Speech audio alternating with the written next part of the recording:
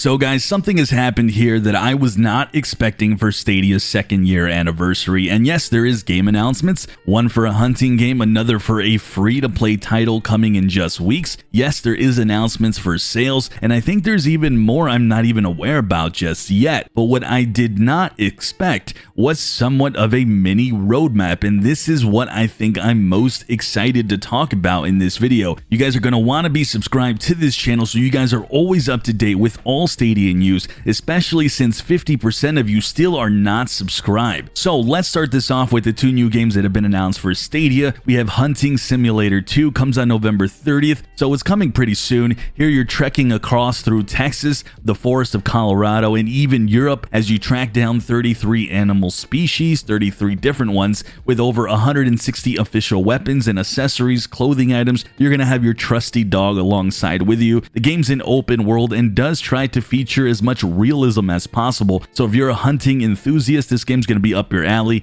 But the game that might have your most interest is 9 to 5. This is a free-to-play 3v3v3 first-person shooter where your goal is to try and outsmart the competition. The game will feature full cross-play and cross-progression with PC. The game visually looks decent, but you guys know, and I'm always going to be real with you guys, this game has gotten a bit killed in regards to the reviews. Over 2,000 mixed reviews on Steam. The official game reviews I'm seeing everywhere are not favorable towards this game. Of course, the thing to keep in mind is that this is an early access game, so it's nowhere near finished just yet, but they are open for reviews. And I hate to say this, but going through some of the reviews today, I'm seeing a lot of people actually having issues finding games. So we'll see how this plays out, and unfortunately, I will temper my excitement for this one, and I do apologize if I'm actually doing the same for you guys watching this, but I do think that the Stadia player base will infuse the title here soon, and we'll see what the game looks like at that point. Again,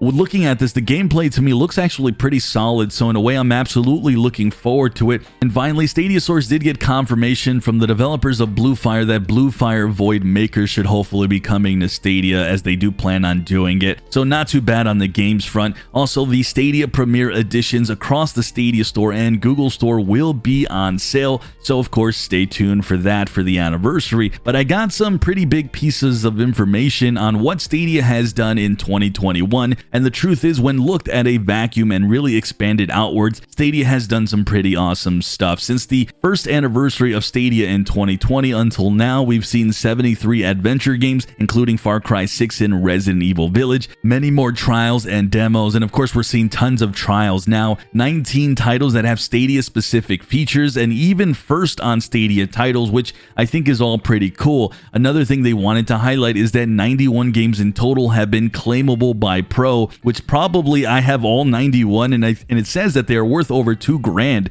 So if you had purchased them at a normal price, that is what you'd be spending. Then the Stadia team wanted to highlight features that have come in 2021 and since launch. Making Stadia more accessible through a lot more devices is something we definitely have seen, having more than 200 games on the platform, and of course Stadia features in state share, things of that sort. But really what that brings us to what I mentioned earlier in the video is actually what is next for Stadia going forward. That is what I'm considering now. What is a mini roadmap that they explained to me? Well, to start, it says continuing feature experiments with the goal of making it easier for players to get into games and try Stadia for themselves. We're still learning from input by the community, so I'm guessing that means we continue to see things like bridge mode and direct touch in regards to features. Then here it says bringing Stadia to even more devices and making it easier to access, as in the low barrier of entry even further. At least that's kind of my interpretation of what that right there means. But the big here one is expanding all categories of games content, not just more games overall, but new types of games that we've heard players ask for, including genres like online action games, open world titles, plus free games, so that probably means free to play games,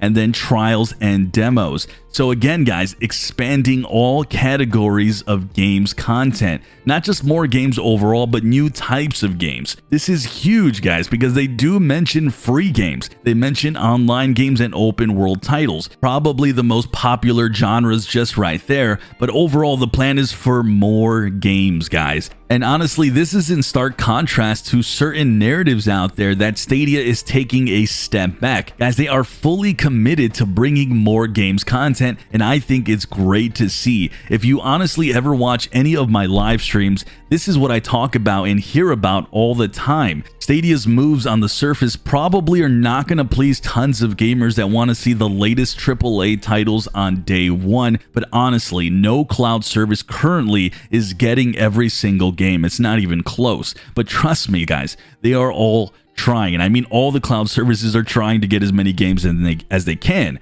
Stadia is absolutely no different from that, and statements like this tell me they are very much hard at work at getting more titles. I mean, online action games, I'm assuming, means more battle royales, hopefully Call of Duty or Apex like games, and who knows what other games they mean, but let your imagination run wild there at this point. And this is officially Stadia saying that they are expanding the library, and that to me is good to know. Even though you can see all the moving parts behind the wall, it's good to know that front facing, we are being told that Stadia is growing and will continue to be a leader, in my opinion, in cloud gaming. So for me, good stuff all around, guys. Let me know what you guys think of all this in the comments, though. I'd be curious to see your thoughts and what you guys think of this news on both the games and Stadia's future. As always, guys, I'm Sunny, and I'll see you in the clouds.